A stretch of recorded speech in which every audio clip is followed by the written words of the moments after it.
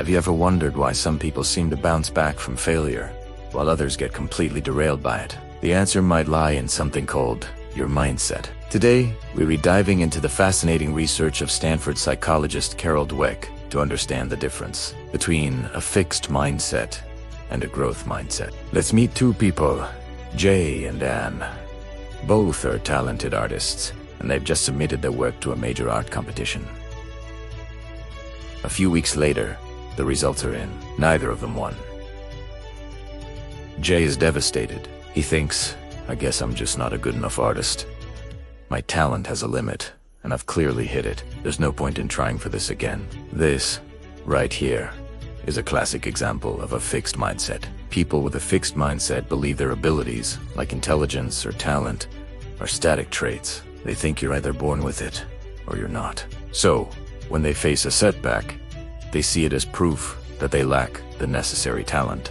They tend to avoid challenges because they're afraid of failure, which would expose their supposed limitations. Now, let's look at Anne. She's disappointed too, of course, but her reaction is totally different. She thinks, wow, okay, that stings. But what can I learn from this? I'm going to ask the judges for feedback. Maybe I need to work on my composition or my use of color. This is a chance to get better. Anne is showing a growth mindset. She believes her abilities can be developed through dedication and hard work. For her, failure isn't a sign of inability. It's a stepping stone, an opportunity to grow and improve. She embraces challenges because she knows that's how she'll learn. This difference in mindset doesn't just apply to art competitions. It affects every area of our lives, from our careers and relationships to how we learn new skills. Think about learning a new language.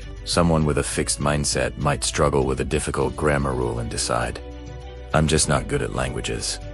They'll likely give up. Someone with a growth mindset will see that same difficult rule and think, this is tricky, but I'll figure it out with more practice. They'll search for different explanations, try new learning methods, and keep going. So, why does this matter so much? Because our mindset shapes our reality. Jay, with his fixed mindset, is likely to stop pushing himself. He might avoid future competitions and stick to what he knows, limiting his own potential. Anne, with her growth mindset, will use this experience to fuel her improvement. She'll seek out feedback, practice deliberately, and likely come back even stronger for the next competition. Over time, who do you think will become the more skilled and successful artist? The great news is that mindsets aren't set in stone.